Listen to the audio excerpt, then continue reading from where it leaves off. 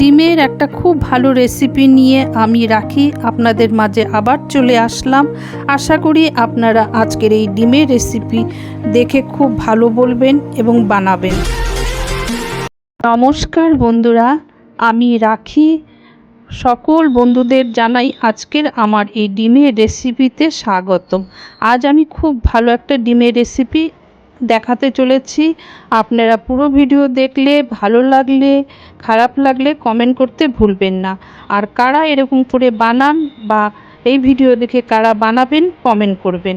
তাহলে ভিডিওটা শুরু করার আগে আপনারা লাইক যদি না দিয়ে থাকেন ঝটপট করে লাইক দিয়ে নেন। একটা লাইক পেলে বাড়লে খুব মনটা খুশি লাগে, মনে হয় না আমার ভিডিওতে লাইক করেছে, ভিডিও দেওয়ার উৎসাহটা প্রচণ্ড বেড়ে যায়।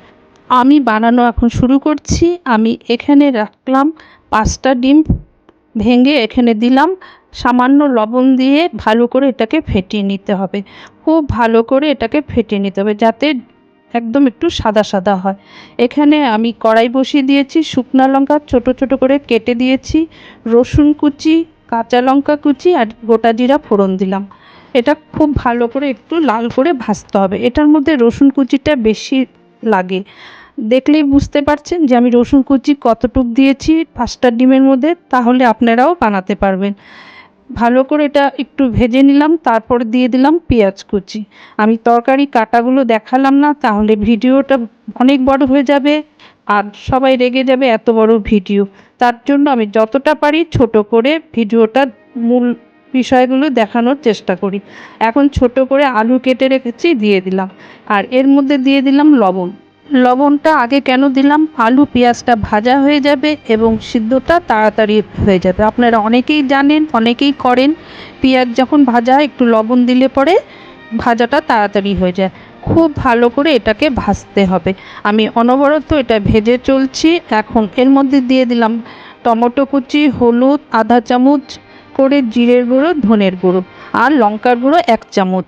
ঝালটা আপনাদের নিজেদের মধ্যে বুঝে দিবেন। তারপর দিয়ে দিলাম আমি একটু সামান্য জল, যেহেতু আমি মশলা কষাবো একটু জল তো দিতে হবে, না হলে পুড়ে যাওয়ার চান্স বেশি থাকে। দেখুন এরকমভাবে ভালো করে ভেজে নিচ্ছি। এখন আমি দিয়ে দিব যে ডিমটা ফাটিয়ে রেখেছিলাম, সেই ডিমটা ভালো করে আবার নাড়িয়ে এর মধ্যে দিয়ে দিচ্ছি। বাড়িতে যখন লোক অনেক বেশি, ডিম কম, এরকমভাবে বানিয়ে দেখবেন, অনেকজন খেতে পারবে এবং খুব ভালো মতন খেতে পারবে। আমি এই রেসিপিটা আমার ছেলের কাছ থেকে শিখছি। আমার ছেলে এই রেসিপি আমাকে বলেছিল, দেখায়নি, বলেছিল, আমি তারপর বানিয়ে দেখলাম, বাড়িতে অনেক লোক ভালো মতন খেয়েছে। এখন আমি দিলাম চিলি সস এবং টমেটো সস আর সোয়া সস, এগুলো 1 চামচ আন্দাজ মতো দিয়ে দিলাম। খুব ভালো করে এটাকে আবার কষিয়ে নিলাম। কয়েকটা দিয়ে দিলাম কাঁচা লঙ্কা চিড়ে, আর দিয়ে দিলাম জল। জলটা কিন্তু গরম জল দিবেন, না হলে ঠান্ডা জল দিলে আস্তে একটা গন্ধ লাগবে। এখন আমি দিয়ে দিলাম 1 চামচ কর্নফ্লাওয়ার পাউডার গুলিয়ে রেখেছি, সেটা দিয়ে দিলাম। আপনারা যদি কর্নফ্লাওয়ার পাউডার না থাকে একটু ময়দা গুলিয়েও দিতে পারেন। এটা দিলে পরে গ্রেভিটা গাঢ় হবে এবং খেতেও ভালো লাগবে, দেখতেও ভালো লাগবে। আমি এখন এর মধ্যে দিয়ে দিব গরম মশলা পাউডার এবং চিলি ফ্লেক্স পাউডার। চিলি ফ্লেক্সটা আপনারা দিতেও পারেন, নাও দিতে পারেন। এটা দিলে পরে কি খেতে খুব ভালো হয়। এখন এটাকে একটু ভালো করে আবার নাড়িয়ে নিব, তারপর গ্যাসটা এখন আমি বন্ধ করে দিচ্ছি। আমার এই রেসিপিটা প্রায় কমপ্লিট হয়ে গেল। এখন আমি অন্য পাত্রে নামিয়ে নিব। ইউটিউব চ্যানেল থেকে যারা প্রথমবার আমার এই ভিডিও দেখলো, যদি ভালো লেগে থাকে সাবস্ক্রাইব করে আমার সাথে থাকবেন, বেল বটন অন করে দেবেন, নতুন কোনো ভিডিও দিলে আপনাদের কাছে নোটিফিকেশন চলে যাবে। পরিবার এবং বন্ধুদের মাঝে শেয়ার করে দিবেন আজকের এই ডিমের রেসিপি, ওনারাও দেখার সুযোগ পাবে।